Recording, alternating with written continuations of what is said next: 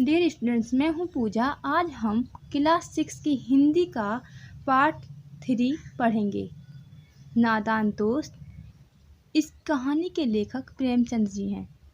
नादान दोस्त प्रेमचंद जी की एक बाल कहानी है। इस कहानी में लेखक ने केशव और श्यामा, दो भाई बहनों की नादानी का वर्णन किया है। उन दोनों बच्चों के घर के कार्निस के ऊपर चिड़िया ने अंडे दिए थे। वे दोनों बच्चे चिड़िया को वहां आता जाता देखा करते। दोनों के दिल में तरह तरह के सवाल उठते।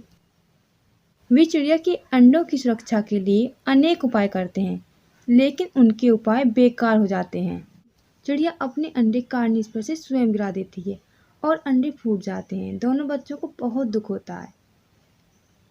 तो हम पढ़ेंगे कि दोनों बच्चे जो थे, श्यामा और केशव, उनके मन में कैसे कैसे सवाल उठते थे और चिड़िया ने अपने अंडे कार्निस पे से क्यों गिरा दिए। Let's start.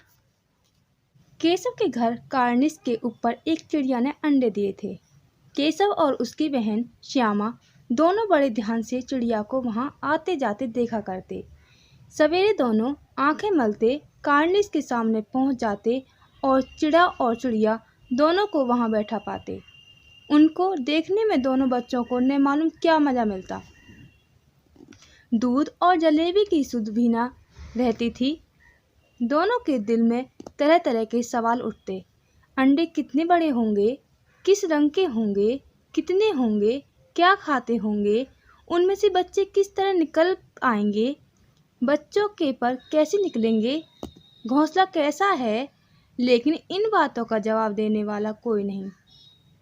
न अम्मा को घर के काम धंधों से फुर्सत थी, न बाबूजी को पढ़ने लिखने से। दोनों बच्चे आपस ही में सवाल जवाब करके अपने दिल को तसल्ली दे लिया करते थे। श्यामा कहती, क्यों भैया, बच्चे निकलकर फुर्र से उड़ जाएंगे। केशव विद्वानों जैसे गर्व से कहता, नहीं री पगली, पहले पढ़ निकलेंगे, बगैर परों के बेचारे कैसे उड़ेंगे। श्यामा, बच्चों को क्या खिलाएगी बेचारी। केशव इस पेचीदा सवाल का जवाब कुछ ना दे सकता था। इस तरह 3-4 दिन गुजर गए। दोनों बच्चों की जिज्ञासा दिन दिन बढ़ती जाती थी। अंडों को देखने के लिए वे अधीर हो उठते थे।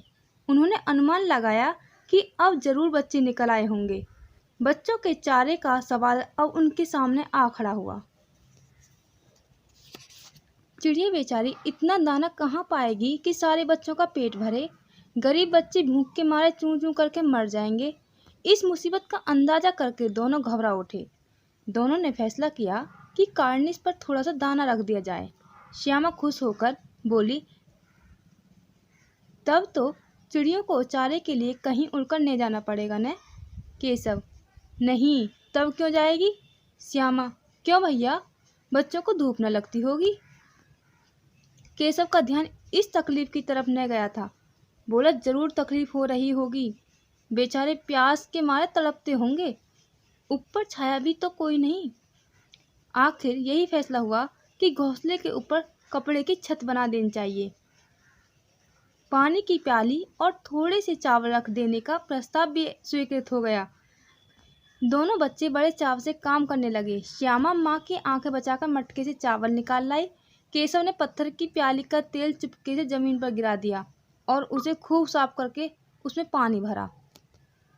अब चांदनी के लिए कपड़ा कहाँ से आए, फिर ऊपर बगैर छड़ियों के कपड़ा ठहरेगा कैसे और छड़ियाँ खड़ी होंगी कैसे। केशव बड़ी देर तक इसी उधेड़बुन में रहा। आखिरकार उसने यह मुश्किल भी हल कर दी।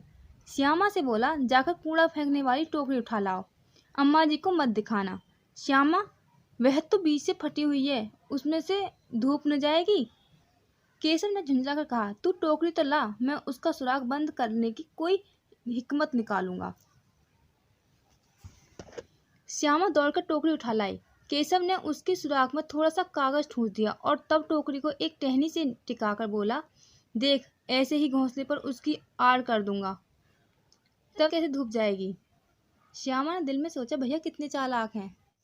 गर्मी के दिन थे, बाबूजी दफ्तर गए हुए थे। अम्मा दोनों बच्चों को कमरे में सुलाकर खुद सो गई थी। लेकिन बच्चों की आंखों में आज नींद कहाँ। अम्मा जी को बहलाने के लिए दोनों दम रोके, आंखें बंद किए, मौके का इंतजार कर रहे थे। ज्यों ही मालूम हुआ कि अम्मा जी अच्छी तरह से सो गई हैं, दोनों चुपके से उठे और बहुत धीरे से दरवाजे की सिटकनी खोलकर बाहर निकल आए। अंडों की हिफाजत की तैयारी होने लगी। केशव कमरे से एक स्टूल उठा लाया, लेकिन जब उससे काम न चला तो नहाने की चौकी लाकर स्टूल के नीचे रखी और डरते डरते स्टूल पर चढ़ा। श्यामा दोनों हाथों से स्टूल पकड़े हुए थी। स्टूल चारों टांगें बराबर न होने के कारण जिस तरफ ज़्यादा दबाव पाता था, जरा सा हिल जाता था। उस वक्त केशव को कितनी तकलीफ उठानी पड़ती थी, यही उसी का दिल जानता था। दोनों हाथों से कार्निस पकड़ लेता और श्यामा को दबी आवाज़ से डांटता, अच्छी तरह पकड़, वरना उतरकर बहुत मारूंगा। मगर बेचारी श्यामा का दिल तो ऊपर कार्निस पर था। बार बार उसका ध्यान उधर चला जाता और हाथ ढीले पड़ जाते। केशव ने ज्यों ही कार्निस पर हाथ रखा, दोनों चिड़ियाँ उड़ गईं। केशव ने देखा कार्निस पर थोड़े तिनके बिछे हुए हैं और उन पर 3 अंडे पड़े हैं। जैसे घोंसले उसने पेड़ों पर देखे थे, वैसा कोई घोंसला नहीं है। श्यामा ने नीचे से पूछा, क्या बच्चे हैं भैया? केशव, 3 अंडे हैं, अभी बच्चे नहीं निकले। श्यामा, जरा हमें दिखा दो भैया, कितने बड़े हैं? केशव, दिखा दूंगा, पहले जरा चीथड़े ले आ, नीचे बिछा दूं, बेचारे अंडे तिनकों पर पड़े हैं। श्यामा दौड़कर अपनी पुरानी धोती फाड़कर एक टुकड़ा लाई। केशव ने झुककर कपड़ा ले लिया। उसकी कई तय करके उसने एक गद्दी बनाई और उसे तिनकों पर बिछाकर तीनों अंडे धीरे से उस पर रख दिए। श्यामा ने फिर कहा, हमको भी दिखा दो भैया।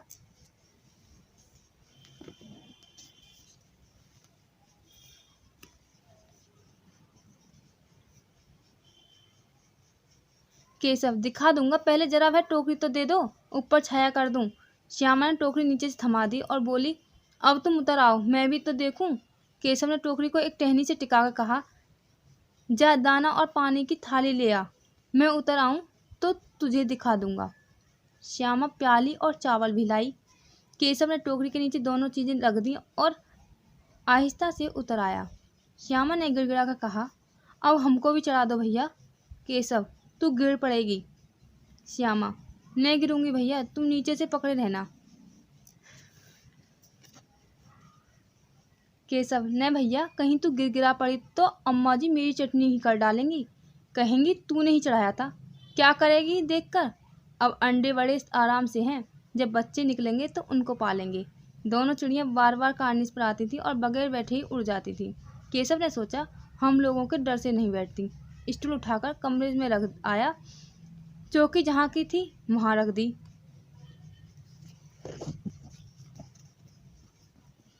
श्यामा ने आंखों में आंसू भरकर कहा, तुमने मुझे नहीं दिखाया, मैं अम्मा जी से कह दूंगी। केशव, अम्मा जी से कहेगी तो बहुत मारूंगा, कह देता हूँ। श्यामा, तो तुमने मुझे दिखाया क्यों नहीं? केशव, और गिर पड़ती तो 4 सर हो जाते। श्यामा, हो जाते, देख लेना, मैं कह दूंगी। इतने में कोठरी का दरवाजा खुला और माँ ने धूप से आंखों को बचाते हुए कहा, तुम दोनों बाहर कब निकल आए? मैंने कहा नहीं था कि दोपहर को नहीं निकलना। किसने किवाड़ खोला? किवाड़ केशव ने खोला था, लेकिन श्यामा ने माँ से ये बात नहीं कही। उसे डर लगा कि भैया पिट जाएंगे। केशव दिल में कांप रहा था कि कहीं श्यामा कह न दे अंडे न दिखाए थे। इससे अब उसको श्यामा पर विश्वास नहीं था। श्यामा सिर्फ मुहब्बत के मारे चुप थी, या इस कसूर में हिस्सेदार होने की वजह से। इसका फैसला नहीं किया जा सकता। शायद दोनों ही बातें थीं। माँ ने दोनों को डांट डपट कर फिर कमरे में बंद कर दिया और आप धीरे धीरे उन्हें पंखा झलने लगी। अभी सिर्फ 2 बजे थे। बाहर तेज लू चल रही थी। अब दोनों बच्चों को नींद आ गई थी। 4 बजे यकायक श्यामा की नींद खुली। किवाड़ खुले हुए थे। वह दौड़ी हुई कार्निस के पास आई और ऊपर की तरफ ताकने लगी। टोकरी का पता नहीं था। संयोग से उसकी नज़र नीचे गई और वह उल्टे पांव दौड़ती हुई कमरे में जाकर जोर से बोली, भैया अंडे तो नीचे पड़े हैं, बच्चे उड़ गए। केशव घबराकर उठा और दौड़ा हुआ बाहर आया तो क्या देखता है कि तीनों अंडे नीचे टूटे पड़े हैं और उनसे कोई चूने की सी चीज बाहर निकल आई है। पानी की प्याली भी एक तरफ टूटी पड़ी है।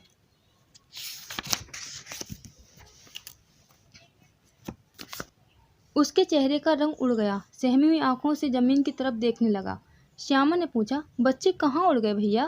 केशव ने करुण स्वर में कहा, अंडे तो फूट गए। श्यामा, और बच्चे कहाँ गए? केशव, तेरे सर में देखती नहीं है, अंडों में से उजला उजला पानी निकल आया है। वही तो 2-4 दिनों में बच्चे बन जाते। माँ ने सोटी हाथ में लिए पूछा, तुम दोनों वहाँ धूप में क्या कर रहे हो? श्यामा ने कहा, अम्मा जी चिड़िया के अंडे टूटे पड़े हैं। माँ ने आकर टूटे हुए अंडों को देखा और गुस्से से बोली, तुम लोगों ने अंडों को छुआ होगा। अब तो श्यामा को भैया पर जरा भी तरस न आया। उसी ने शायद अंडों को इस तरह रख दिया कि वह नीचे गिर पड़े। इसकी उसे सजा मिलनी चाहिए, बोली, इन्होंने अंडों को छेड़ा था अम्मा जी। माँ ने केशव से पूछा, क्यों रे? केशव भीगी बिल्ली बना खड़ा रहा। श्यामा, चौकी पर स्टूल रखकर चढ़े अम्मा जी। केशव, तू स्टूल थामे नहीं खड़ी थी?